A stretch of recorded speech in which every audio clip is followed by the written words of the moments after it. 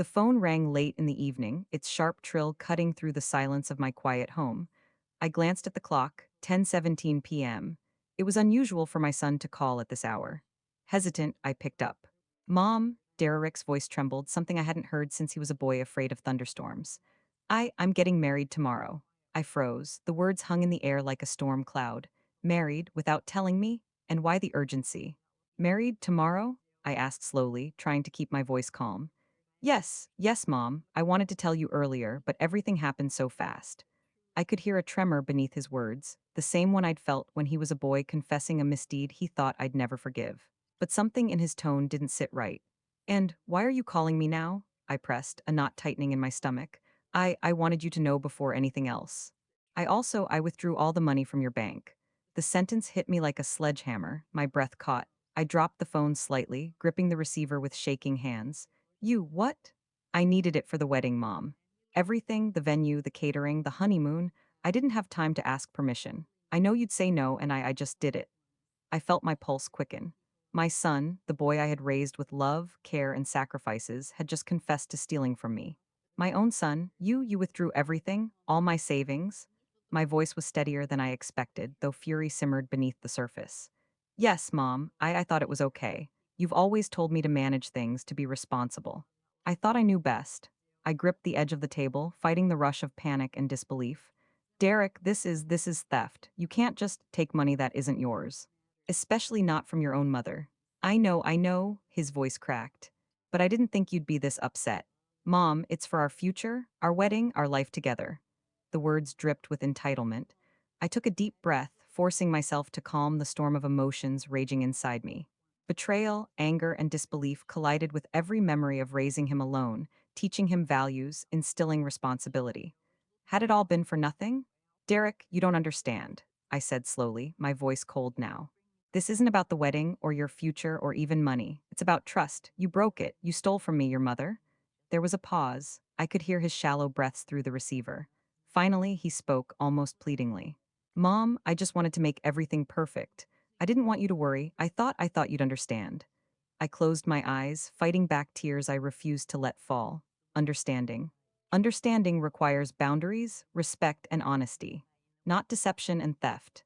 Derek, I said, my voice firmer, you will not be married tomorrow until we fix this. We are not moving forward until you return what you took and you understand the gravity of what you've done. He hesitated. I could feel the tension through the phone. Mom, please, I'm begging you. I love her. I love you. Don't make me destroy everything I've built. Built? I echoed bitterly. You built on lies. You built on theft. You've stolen from me, your mother. And for what? A rushed wedding? A life based on my savings? His silence was deafening. I imagined him pacing in his apartment, dread written across his face, the weight of what he had done finally pressing down. I can fix it, Mom. I'll pay it back, I promise. Just don't call the police. Don't ruin this for me, please. The plea should have tugged at my heart. Part of me wanted to forgive him instantly, to erase this nightmare and hold the little boy I once knew. But the other part, the wiser, older part, understood that forgiveness without consequences would teach him nothing. Derek, I will not allow you to manipulate me with fear or guilt. You must face the consequences of your actions. This is not negotiable. I will not enable your selfishness. I could hear him inhale sharply. Mom, you can't be serious. I am. I've survived life alone for 37 years. I've fought hard for everything I have. I will not let you, my son, destroy it for a moment's indulgence. His voice was low, almost trembling. Mom, please? Enough. Return the money, face the consequences. Then maybe we can talk about a wedding. Until then, consider this the hardest lesson of your life. I hung up, pressing the receiver against my chest. The room felt cold, the shadows longer than usual. My son had crossed a line I never thought he would. And now, the real battle was just beginning. I called Martin first thing the next morning. Martin, file a police report, full charges, my son betrayed me, I want the law to take its course. No exceptions. There was a pause on the other end. Are you sure? He asked cautiously. Completely, I said. No deals, no compromises. Let him learn that actions have consequences, even when it's your own child. As I hung up, I felt a strange clarity.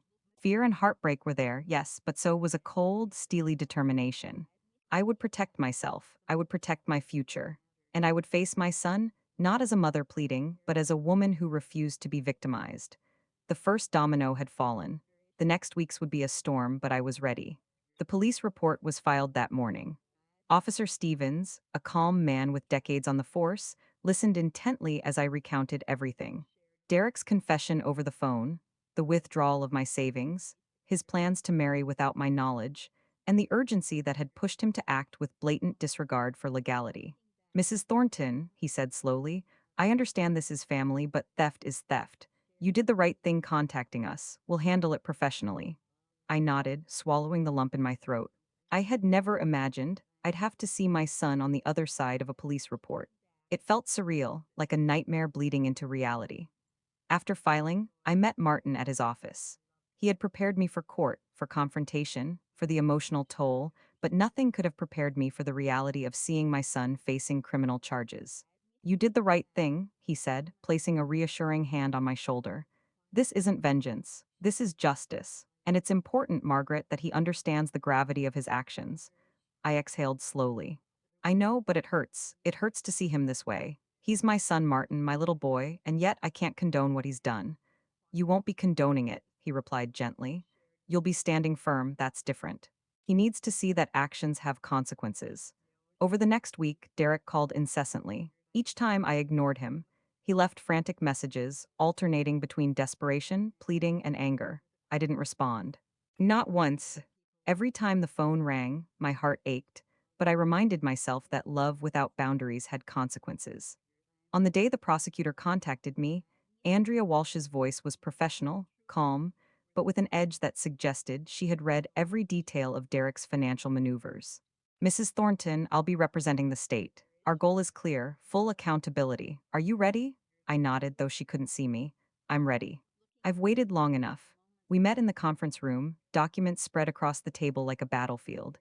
Bank statements, transaction logs, emails, notarized papers, all evidence of Derek's deception. Andrea laid each file carefully, explaining the charges: grand theft, fraud, and forgery. Mrs. Thornton, he took $127,000 from your accounts, she said. And the sale of your rental property was executed without your knowledge, using forged documents. This is serious. I took a deep breath, gripping the edge of the table. He was my son, I said softly. I raised him, I taught him to respect boundaries, and yet he's done this. He betrayed me. Andrea's eyes were sharp. Betrayal cuts deeper than any crime, Mrs. Thornton, but we'll make sure the law holds him accountable, and we'll make sure your voice is heard. The thought of the courtroom terrified me, yet a strange resolve settled in my chest. I wasn't going there to punish my son out of spite. I was going there to ensure that justice was served. That betrayal didn't go unpunished. That boundaries, even with family, were respected. Court preparation was grueling. Martin walked me through every possible scenario. They might try to paint you as vindictive, lonely, or unstable, he warned. They might say you misunderstood him, that he had permission. You must stay calm. You must stick to facts. Your strength is your truth. We practiced my testimony, line by line. I learned to control my voice, to maintain composure, to answer without emotion when possible, and yet convey the heartbreak behind every word. Each rehearsal left me exhausted but ready. The night before the first hearing, I lay awake, staring at the ceiling. Memories of Derek as a child flooded back. His first steps, his laughter, the nights I stayed awake nursing him through fevers. And yet, juxtaposed against those memories were the panic, betrayal, and shock of his actions. I whispered to the darkness, You taught me love, Derek, but now I will teach you consequences. No shortcuts, no excuses. You will understand. Morning arrived, and with it, a cold, gray dawn that matched the weight in my chest. I dressed in a simple gray suit, just as Martin advised, neutral, composed, authoritative. Minimal makeup, strong. Sympathetic, yet firm. In the courthouse, the sterile air smelled faintly of disinfectant. Fluorescent lights reflected off polished floors, making every movement seem amplified. I sat behind the prosecution table, hands folded, heart hammering against my ribs. Across the aisle sat Derek. His face, usually confident, now betrayed unease. Beside him, Brittany sat, a silent witness to the storm she had helped create. Richard Chen, his defense attorney, exuded polished confidence. Sharp suit, meticulous hair, and an aura of practiced charm. They were a team, a threat, but I had Andrea, my truth, and evidence. That was enough. Derek's gaze met mine briefly. I saw fear flicker, tiny, hesitant, but there. He had begun to understand that this wasn't just a family disagreement. This was real, and he was facing the consequences.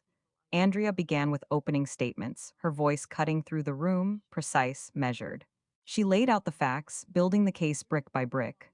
Fraud, theft, and forgery, all supported by documentation, witness testimony, and expert analysis. Chen countered smoothly, attempting to paint Derek as a well-intentioned son caught in a misunderstanding. Ladies and gentlemen, he began, this is a case of miscommunication, not malice. Margaret Thornton authorized Derek to help with her finances. He acted in her best interest. I kept my face neutral, fighting the surge of rage that threatened to spill over. Best interest. He had stolen my life savings. He had sold property I depended on for my retirement. There was no best interest in theft. The trial had begun. The first domino had fallen, and I was ready to face whatever came next.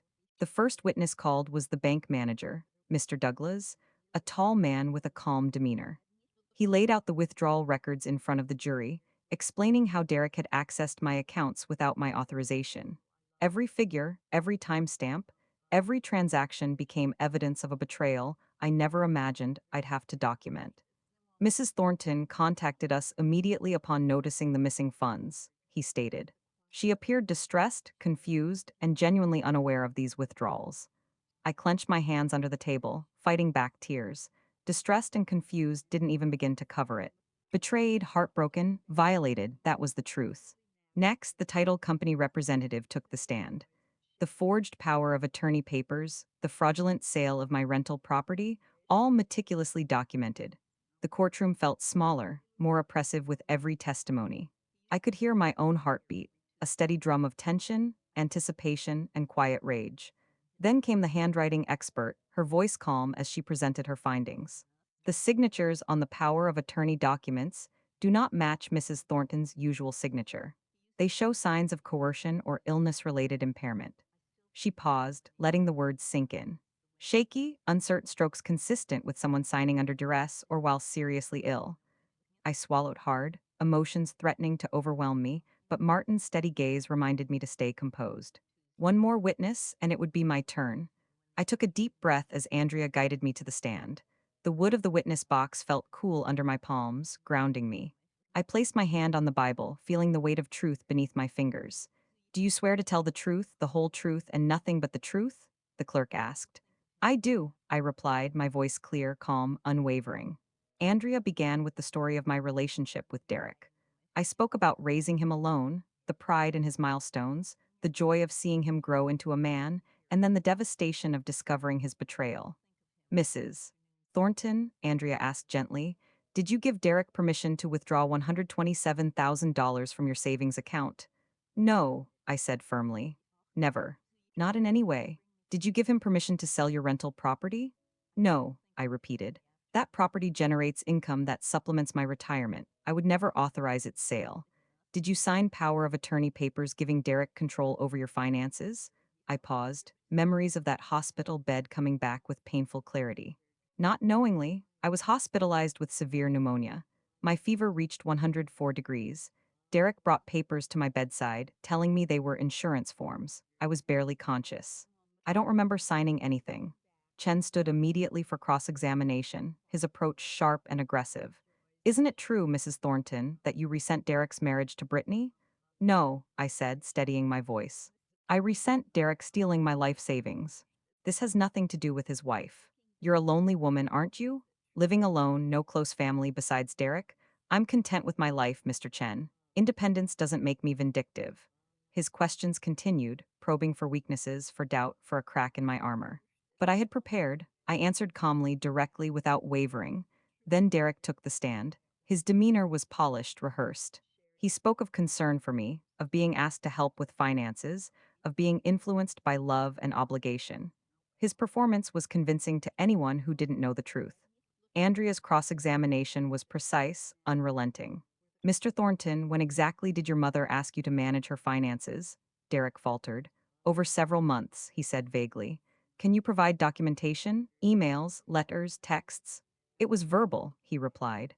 And the power of attorney papers, you say she signed willingly in the hospital? Andrea pressed. Yes, he stammered. The notary whose seal appears on those documents was in California that day. Your mother was in Ohio. How do you explain that? Derek's face paled.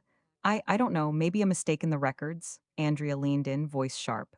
Or did you forge the notarization after obtaining your mother's signature under false pretenses? I didn't forge anything, he protested, panic creeping in. And the property sale, Andrea continued relentlessly. Did you inform the buyers that the house had tenants with an active lease? I thought they'd been notified by the agent. You were representing yourself as the property owner with full authority. Didn't you have a responsibility to disclose all material facts? Derek stumbled, contradicting himself, the polished veneer cracking. Brittany's face in the gallery went pale, silent horror reflecting every word. Andrea pressed harder, exposing the truth he tried so desperately to hide. By the end of the day, it was clear to the jury. Derek's story, rehearsed and confident, had unraveled. The evidence was undeniable. And yet I felt no triumph, only exhaustion, sorrow, and a hollow ache where my son should have been. Closing arguments began in the early afternoon. Andrea stood first, her presence commanding, voice steady yet infused with emotion. Ladies and gentlemen of the jury, she began, you have heard the testimony. You have seen the documents, the bank records, the notarized papers that were fraudulent, and the testimony of experts confirming Mrs. Thornton's signature was coerced while she was gravely ill. This is not a case of misunderstanding. This is a case of calculated theft and fraud against a vulnerable elderly woman by her own son. She paused, letting her words settle like stones in the quiet courtroom. You have heard Derek Thornton's story, carefully rehearsed and polished, but words cannot erase actions. Actions speak louder than lies, and Derek's actions betrayed not only his mother but the principles of honesty, integrity, and family. We ask you to return a verdict consistent with the evidence. Guilty on all counts.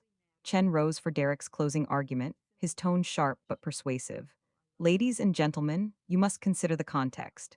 Derek Thornton acted out of love for his mother, out of concern for her well-being, out of the desire to help manage her finances during a stressful period. Any errors were not criminal intent but human misjudgment. The prosecution asks you to destroy a man's life based on interpretations and assumptions. We ask for compassion, for understanding, for the benefit of doubt. The contrast between the two arguments could not have been starker. One argued truth and justice, the other spun a narrative of manipulated innocence. I listened in silence, my hands folded in my lap, the weight of every choice I had made pressing on me. The jury filed out for deliberation. The minutes stretched into hours, each tick of the clock a drumbeat echoing in my chest. I felt an odd mixture of fear, anticipation, and calm. Fear for what Derek's life might become, anticipation of justice, calm because I had done everything right, truthfully without compromise. Finally, the jury returned. Their faces were solemn, measured, but their eyes met mine with clarity. The foreperson rose. On the count of grand theft, how do you find the defendant? Guilty, came the unanimous reply. On the count of fraud, guilty. On the count of forgery, guilty. Derek's face fell. The polished veneer had shattered, leaving only despair. Brittany's hand flew to her mouth, a silent sob escaping her. I remained seated, the weight of that single word echoing through me, guilty. The judge, a dignified woman with silver-streaked hair, called the sentencing for 2 weeks later. Derek was released on bail in the meantime, but the reality had already begun to settle in. He would serve prison time. The consequences of his choices were unavoidable. Outside the courthouse, reporters clamored, microphones thrust forward. Elderly mother prosecutes son for theft. It was sensational, captivating, almost unreal. A reporter called out, Mrs. Thornton, how do you feel about the verdict? I paused, considering. Then, voice firm, clear, unyielding, I feel that justice has been served. My son's actions were criminal. They betrayed the person who loved him most, and he must face the consequences. Another reporter asked, what advice would you give to families facing financial elder abuse? You are not obligated to protect people who harm you, even if they are family. Love without boundaries is not love. It's enabling. Protect yourself and stand firm. Martin guided me to his car afterward. You were incredible, he said warmly. Steadfast, truthful, and composed, most people would have wavered under this pressure. I had no choice, I replied. He gave me no choice. But I stand by my decisions.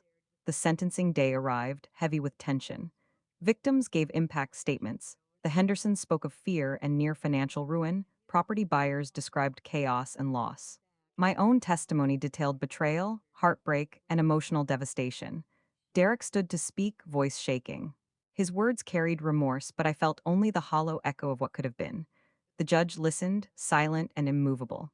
Mr. Thornton, she said finally, voice cutting through the quiet, these were not mistakes. They were choices, calculated, deliberate choices. You forged documents, exploited your mother, committed fraud and theft. You showed no remorse until caught. You deserve no leniency.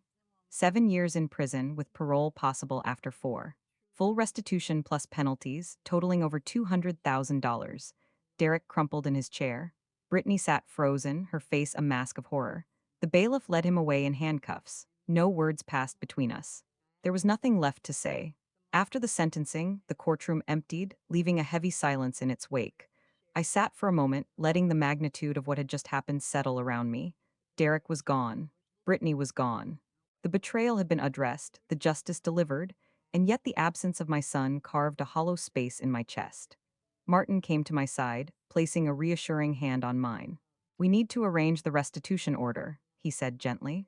The court has frozen their assets. The condo will be sold, bank accounts seized. They will be paying you back slowly but surely. Brittany is liable as his spouse. I nodded, the words sinking in. Justice wasn't just a verdict. It was a structured plan, a mechanism to ensure accountability. Even so, the thought of watching their lives unravel, seeing them face the consequences of their greed, stirred a strange mixture of satisfaction and sorrow. This wasn't joy, it was resolution. In the weeks that followed, life began to settle into a new rhythm. I received the first restitution payment, $15,000 from the condo sale. It wasn't the full amount, and it would take years to recover the entirety, but each payment was a step toward reclaiming what was mine. The Hendersons sent me a card, simple but heartfelt. Thank you for standing up. You saved our home and taught our children a lesson about integrity. I tucked it into my journal, a small symbol of the impact my choices had created beyond my own family. Patricia, Michael, and the rest of our book club gathered one evening for a small celebration. They brought wine, food, laughter, and encouragement. You did something remarkable, Maggie, Michael said, raising his glass. Most people would have backed down, but you stood firm. I had no choice, I said quietly. He left me none. But I stand by every decision I made. The sense of community, the warmth of friendship, began to fill the hollow left by betrayal. I realized that support didn't erase pain, but it gave strength to endure it.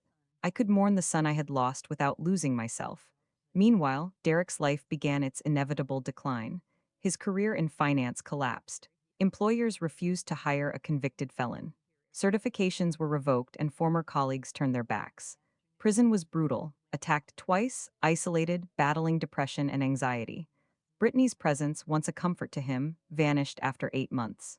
She filed for divorce, claiming she, too, had been manipulated.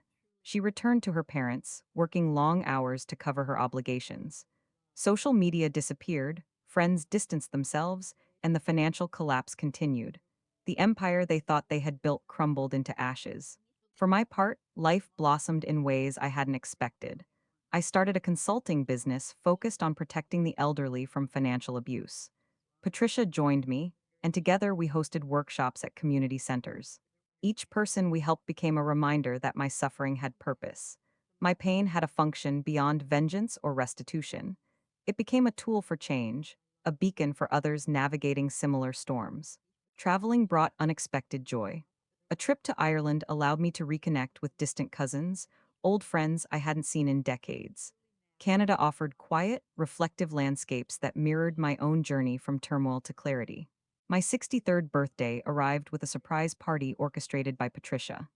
Looking around at faces filled with love, laughter, and genuine warmth, I realized Derek's threats and manipulations had been powerless against the life I had built outside his influence. The contrast between our worlds could not have been starker. My life was rich with community, purpose, and personal growth. Derek's existence, once buoyed by entitlement and privilege, had been reduced to struggle, punishment, and isolation. It was a bitter but inevitable consequence of choices made. I reflected on the lessons embedded in this harrowing experience. I had loved Derek completely, without teaching him boundaries, without reinforcing responsibility. In my blind devotion, I had inadvertently nurtured entitlement. The greatest revelation: love without respect is worthless, family without integrity is meaningless, and sometimes the hardest choice. The choice that sears the heart is also the right one. I had chosen justice, boundaries, and self respect over guilt, manipulation, and fleeting emotion. In doing so, I hadn't destroyed Derek. He had destroyed himself through greed, deception, and entitlement. And through it all, I had discovered something invaluable: my own strength, my worth, and the unshakable truth that protecting oneself isn't selfish, it's survival. The weeks following Derek's sentencing were quiet but heavy. The echoes of betrayal lingered in the corners of my home. Each morning, I would wake to the sunlight streaming across my living room, a reminder that life continued regardless of the chaos that had erupted. I poured myself coffee slowly, savoring the warmth, the simplicity, the sense of normalcy that I had fought to preserve.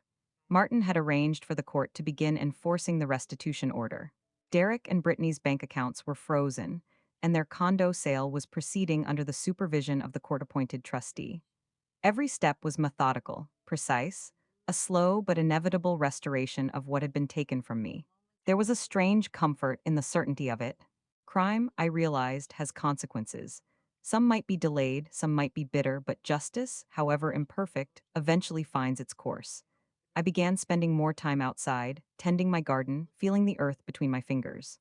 The roses had survived the summer heat, their petals vibrant, a testament to resilience. Watching them bloom, I understood something essential: life can endure, even thrive, after betrayal. I wasn't just surviving. I was regrowing, remaking myself. The community workshops I had started grew in attendance. People came with stories of deception, manipulation, and loss. Faces lined with worry softened as we spoke, laughed, and shared knowledge. Each session reinforced that my experience, while personal, was not unique. Others had faced family members who had crossed the line. Others had struggled with love that had turned toxic. Sharing my story, my choices, my boundary setting became a lifeline for many. It was cathartic, empowering, and unexpectedly healing. Patricia remained my constant companion. One afternoon, while we set up chairs for a workshop, she paused and looked at me. "Maggie," she said softly, "you've become a pillar for so many. You've turned what could have destroyed you into something powerful." I smiled, but it was tinged with sadness. "I've rebuilt, yes, but some losses can't be rebuilt. Derek is gone. The son I knew, the boy who wanted to make me proud, he's lost to me forever." The memories came unbidden. Rocking him to sleep as a baby, teaching him to ride a bike, celebrating graduations and birthdays. The joy we shared before greed and manipulation tainted everything. Grief was a constant undertone, but it no longer dictated my actions. I had learned to honor it without letting it control me. Meanwhile, the media continued to follow Derek and Brittany's downfall. Reports highlighted the court's decision, the restitution orders, and the unraveling of a seemingly perfect life built on lies. I refused to read them obsessively, but occasionally a headline caught my eye. "Elderly mother stands firm, son convicted of fraud." I allowed myself a small, private satisfaction. Not revenge, justice.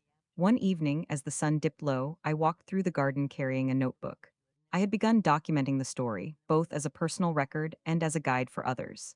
Each sentence etched with care, recounting the betrayal, the courtroom battle, the manipulations, and the lessons learned.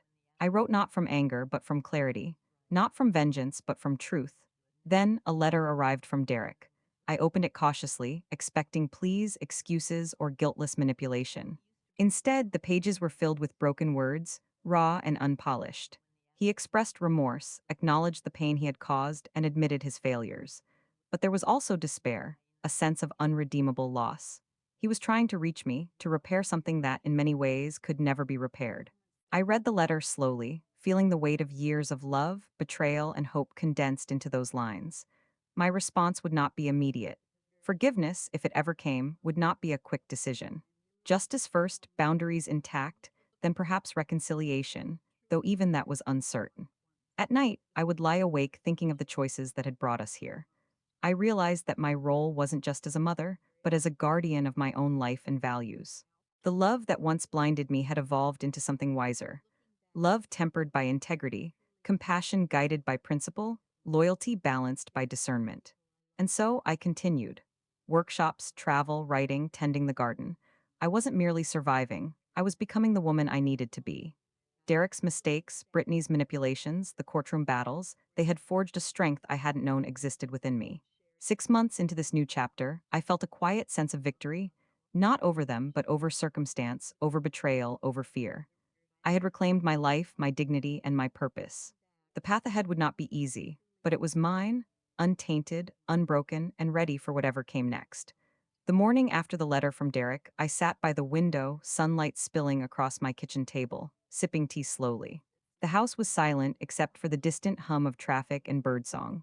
For the first time in months, I felt the weight of the constant tension begin to lift, replaced by something lighter, cautious hope, tempered by vigilance. I had survived betrayal, public scrutiny, and the near loss of everything I held dear. Each day now felt like a small victory, though the pain of losing my son to his own choices still throbbed beneath the surface. Martin called mid-morning. "Maggie, the court is moving quickly on the asset seizures," he said. "The condo sale finalized yesterday. We've received the first installment of restitution, $15,000. Relief flooded me. The system was working. Justice, slow but steady, was restoring what had been taken. "Thank you, Martin," I said quietly. "It feels right." He chuckled softly. "You did the hard part, Margaret. You didn't flinch. That's why it works." The days blurred into routines: workshops, gardening, phone calls with community members seeking guidance.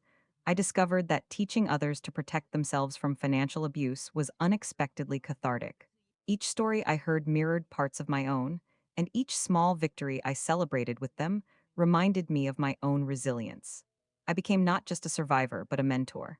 People began to recognize me in local newspapers, not as the woman whose son had betrayed her, but as a leader, a guide, a woman who had refused to be victimized. Patricia noticed the change too. One evening, as we packed up materials after a workshop, she said softly, "Maggie, you're glowing. There's a light in you I haven't seen in years." I smiled, feeling a warmth I hadn't felt since before the betrayal.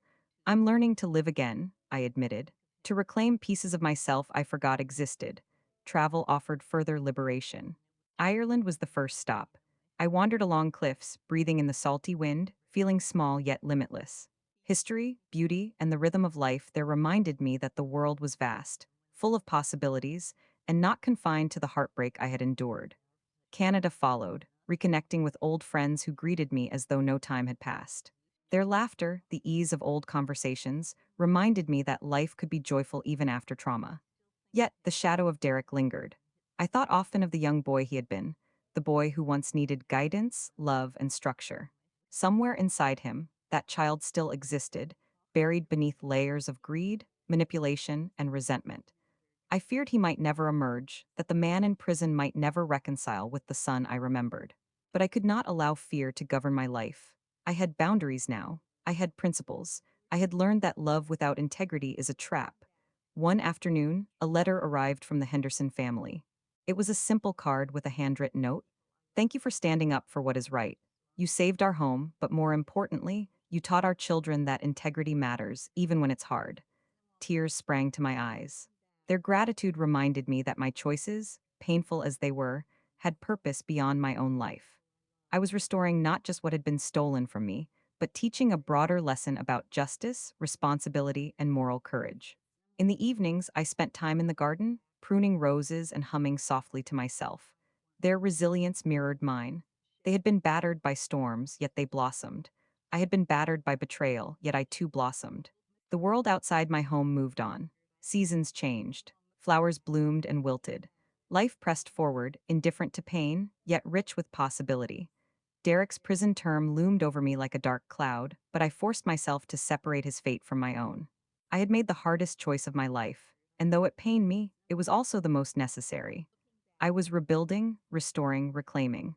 The boundaries I had set were not walls of hatred but shields of self-respect.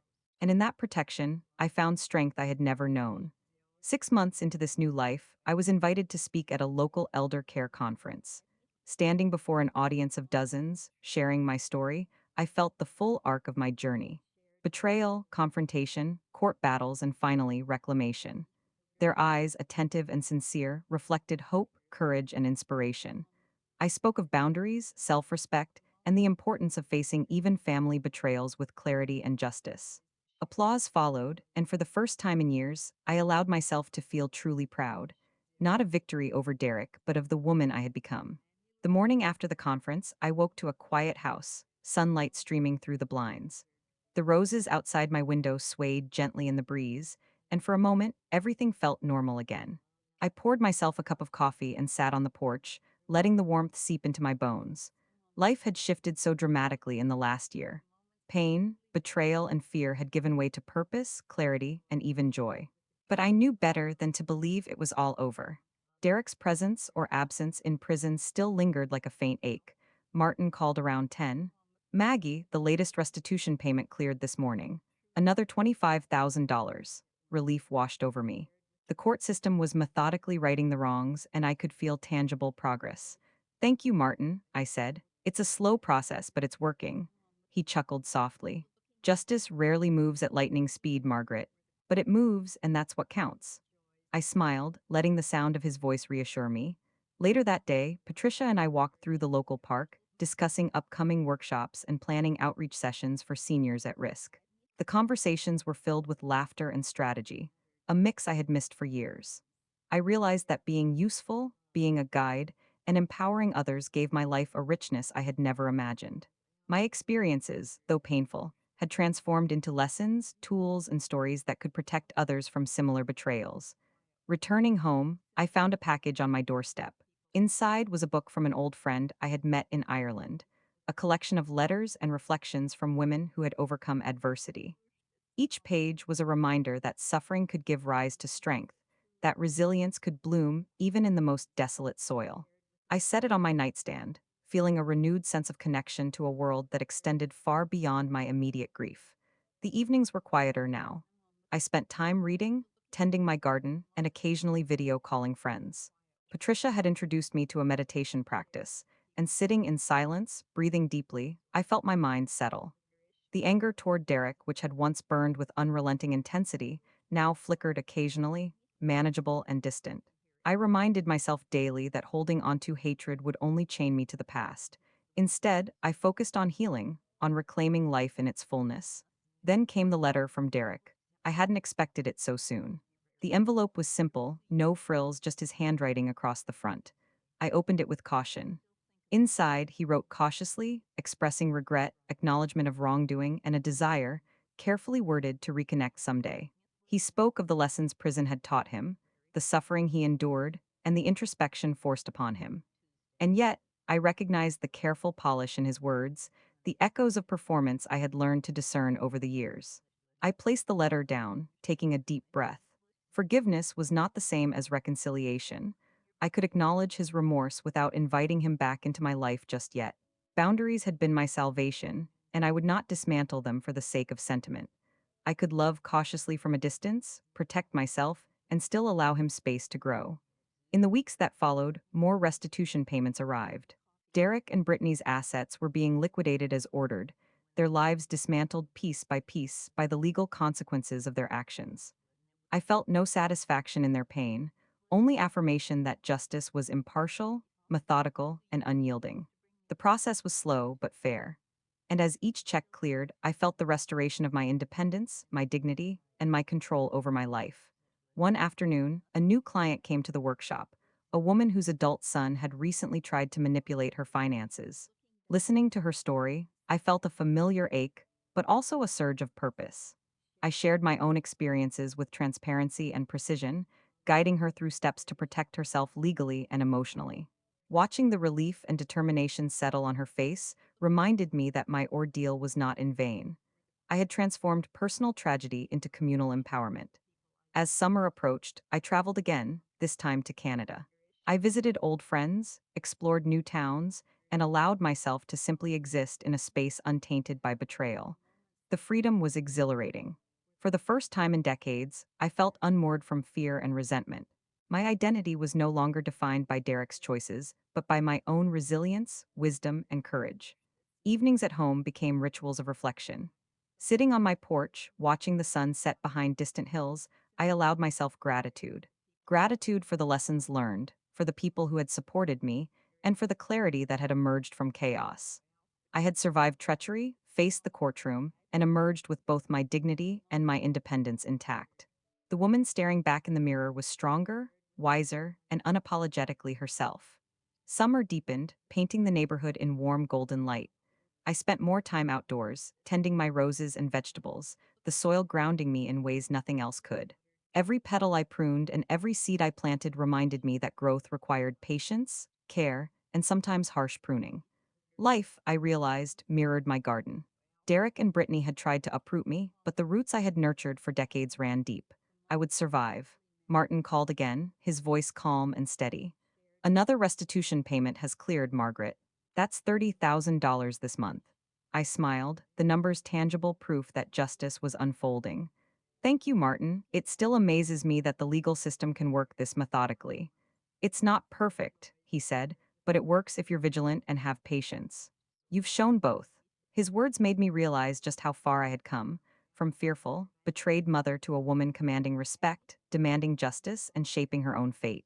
That afternoon, Patricia and I finalized our next workshop schedule.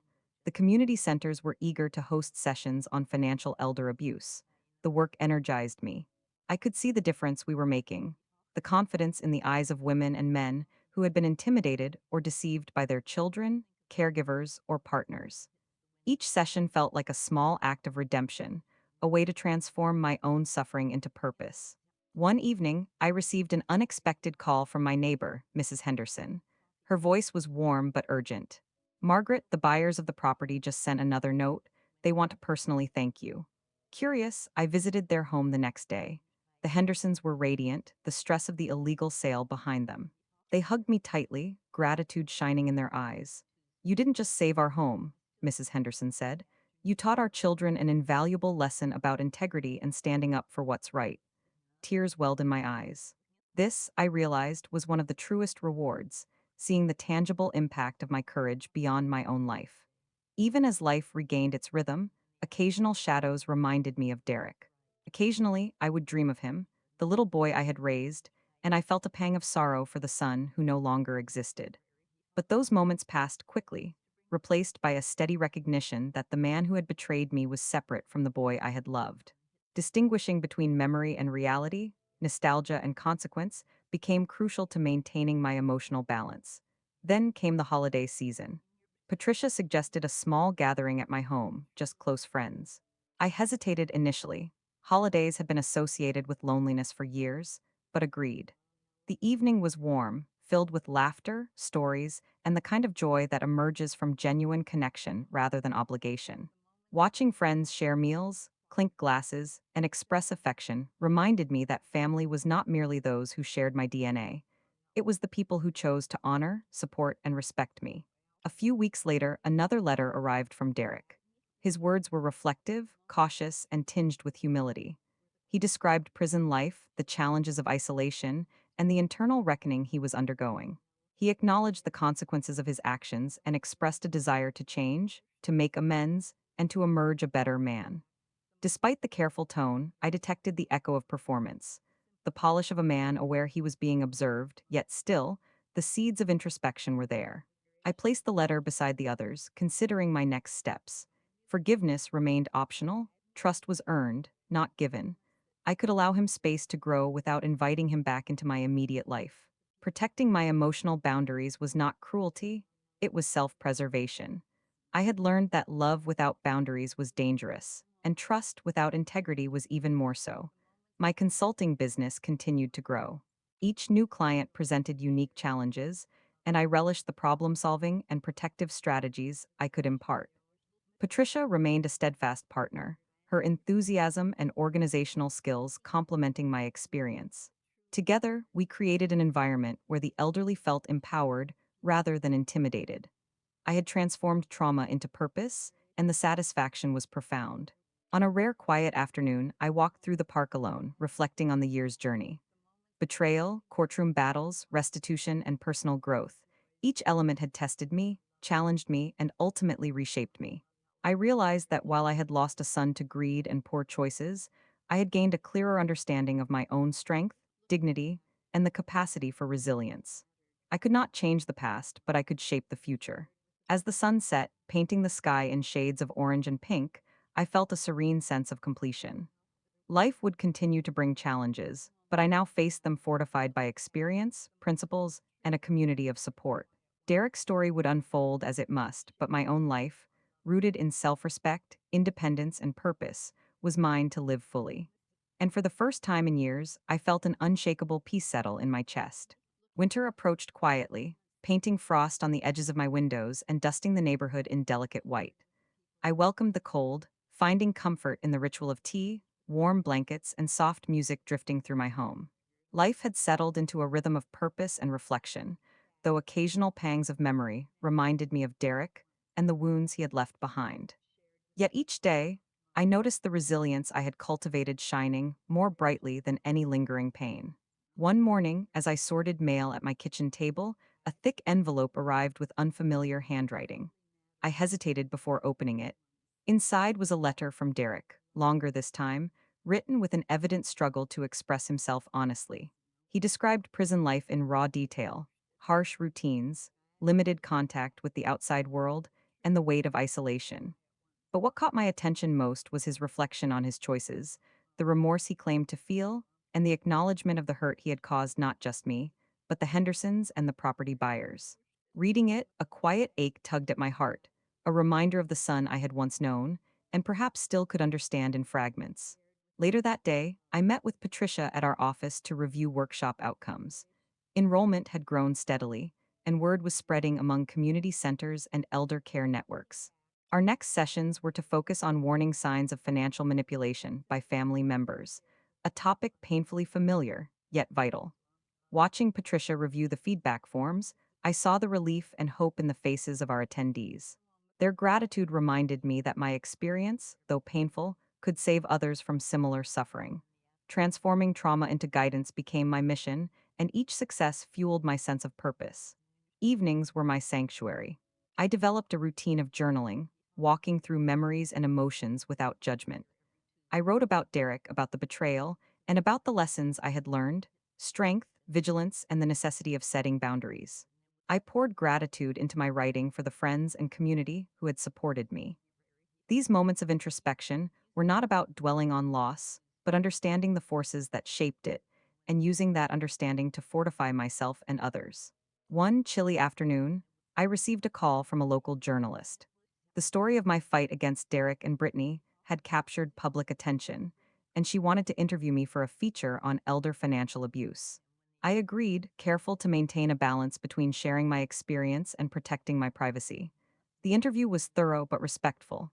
I spoke about courage, self respect, and the importance of establishing clear financial boundaries, even with family. The article ran 2 weeks later, sparking calls from readers, many sharing their own stories of betrayal, fear, and the fight to reclaim autonomy. I listened to each call with empathy, recognizing that my journey could empower them to act. Then came another letter from Derek, this one brief but striking. He wrote of small moments in prison that had humbled him: listening to fellow inmates' stories, participating in rehabilitation programs, and confronting the reality of consequences. He asked if I would ever consider speaking to him again, not to erase the past, but to help him navigate the person he hoped to become. I read the words, my mind torn between empathy and caution. Forgiveness was optional. Trust was earned. I had survived betrayal once. I would not subject myself to uncertainty without clear boundaries and assurances. As December approached, I decided to host a small gathering with friends to celebrate the end of a challenging year. The evening was filled with laughter, warmth, and stories, each person contributing to a sense of connection and renewal. I realized that family was not solely defined by blood. It was made up of those who honored and respected you. Watching friends share meals and toast to resilience reinforced that truth. My circle, though chosen, was rich and sustaining. Later that night, after the guests had departed, I sat by the window watching the snowfall. It felt symbolic, each flake a reminder that life continued to move forward, that beauty existed even amid cold and hardship. I thought about Derek, about the consequences he was facing, and about the choices I had made. Protecting myself had been necessary, just as ensuring justice had been. I had acted with integrity, preserving my dignity and strength. As the year closed, I reflected on the path I had walked, from betrayal, through courtroom battles, to finding purpose and empowerment. Derek's choices had shaped his own fate. My choices had reclaimed mine. I understood now that true strength was not only in confronting others' wrongdoing, but in cultivating resilience, independence, and clarity. The past was unchangeable, but the future remained mine to shape. January arrived with a stark clarity, the air crisp and sharp, carrying with it a sense of new beginnings. I woke early each morning, the sunrise casting pale light across my kitchen, and felt a quiet satisfaction in my routine. Coffee, a brief walk through the neighborhood, and then to the office to review workshop plans. Each day, I marveled at how purpose could anchor a person after betrayal, how focus and intention could replace fear and doubt. The workshops were expanding, and our clientele included not only seniors but caregivers, social workers, and even financial institutions seeking insight into elder protection. One afternoon, as Patricia and I prepared handouts, my phone buzzed with an unexpected message. It was from a number I didn't recognize. Mrs. Thornton, my name is Emily Reyes. I read about your story in the article. My father took advantage of my grandmother's finances. I don't know what to do. Can you help me? I felt a familiar pull. This was exactly why I had turned my pain into action. I called Emily back immediately, listening as she recounted details that mirrored my own experiences: forged signatures, manipulated emotions, and the sense of helplessness that accompanies betrayal by those closest to you. By the end of our conversation, I offered guidance, referrals to legal assistance, and reassurance that she was not alone. Her gratitude warmed me. It was a reminder that my journey was larger than my personal triumph. It had become a beacon for others in shadowed circumstances. Meanwhile, Derek's letters continued to arrive sporadically. Some were confessional, detailing his daily struggles, while others attempted to charm or manipulate. I approached each with caution. My responses were measured, firm, and devoid of emotional indulgence. I refused to be drawn into his games, answering only what was necessary and maintaining boundaries I had worked so hard to establish. Occasionally, I allowed myself to read between the lines, recognizing glimpses of the son I had known, but always reminding myself that acknowledgement did not equal forgiveness, and contact did not equal trust. The legal aftermath also continued to unfold. The restitution payments from the condo sale had begun, though slowly. I received $15,000 one month, $10,000 the next, and while the pace frustrated me at times, I reminded myself that it was progress. The property buyer's debts were also being cleared incrementally. I kept meticulous records, ensuring that every cent was accounted for. The process, while tedious, reinforced a sense of control and agency that Derek had tried to strip away. Justice was not instantaneous, but it was deliberate, and I was witness to its careful administration. One weekend, Patricia suggested a retreat to the countryside. You need time away, Maggie, she said, to just breathe, to reflect, to enjoy the fruits of your strength. I agreed, though I had my reservations. The retreat was modest, a small cottage surrounded by evergreens and a frozen river, but the isolation was restorative. Each morning, I walked through snow-dusted paths, letting the silence and the cold clear my mind. I thought of Derek and Brittany, of the court, of the betrayal and the aftermath. And yet, I found space to think beyond them, to imagine possibilities for the future that were entirely my own. During one walk, I stumbled upon an old oak tree, its branches heavy with frost. I sat beneath it, letting the crunch of snow beneath my boots fade into stillness. Thoughts drifted to forgiveness, not the blanket absolution often romanticized, but the quiet acceptance that some people will fail, that mistakes have consequences, and that life must continue. I realized that the deepest relief did not come from revenge, restitution, or even public vindication. It came from reclaiming my inner peace. No one could touch that, not Derek, not Brittany, not circumstance. Returning home, I resumed work with renewed energy. The workshops grew, the community network strengthened, and Emily's situation developed into a long-term mentorship. Her family had begun legal proceedings to recover stolen funds, guided by our advice and supported by her courage. Watching her navigate the process reminded me of my own path: fear, discovery, confrontation, and eventual empowerment. Each success of those I helped felt like a personal victory, a healing echo of what had been broken in my own life. One evening, as I reviewed correspondence, a small envelope arrived with no return address. Inside was a drawing, crayon on paper, unmistakably childlike. A note accompanied it. Grandma, I hope one day I can meet you. From Derek. I set it aside without opening. The gesture stirred something tender, a memory of the little boy who once ran into my arms without hesitation or calculation. But I reminded myself firmly: contact did not equal trust, and gestures did not erase actions. I folded the note carefully, placing it in a drawer labeled "The Past," and returned to work, my heart guarded yet strangely lighter. Spring had begun to brush the world with gentle green, the sun lingering longer in the evenings, and for the first time in months, I felt the full weight of my liberation. The courthouse and courtroom dramas, the confrontations, the threats, the betrayal, they were all behind me. I moved through my days with purpose, surrounded by friends who reminded me of laughter, community, and warmth. The workshops continued to flourish, bringing hope and guidance to countless people, and Patricia remained my steadfast partner in this mission. Together, we were transforming pain into power and isolation into connection. Occasionally, I thought of Derek, not with anger, not with longing, but with the quiet acknowledgement of reality. His letters had stopped arriving, and his restitution payments continued, slow but steady. I knew he was struggling, and perhaps that struggle was the only teacher he could now rely on. Prison had stripped him of privileges, status, and comfort. It had confronted him with the consequences of his choices. I had no desire to visit him, no compulsion to rescue him from the world he had created for himself. I had done my duty, upheld justice, and now my duty was to myself. One afternoon, I received a call from Emily. She had successfully completed her legal case, recovered a significant portion of her grandmother's stolen funds, and had even started volunteering at a local senior center. Her voice was radiant, filled with the same gratitude and courage that had struck me months earlier. "Mrs. Thornton," she said, "I couldn't have done this without you. You taught me that standing up is not easy, but it is necessary. Thank you for showing me strength." My heart swelled. It was a quiet victory, one without headlines or cameras, but it was real and lasting. Helping others was no longer just a purpose. It was a healing balm for the fractures left in my own life. The house felt alive again. Sunlight poured through the windows, illuminating the roses I had tended with care over the past year. Their petals, delicate yet resilient, reminded me of myself. I moved from room to room, placing small vases of flowers on tables, setting out handwritten notes of encouragement for workshop attendees, and preparing meals with care. Life had shifted from reactive to proactive.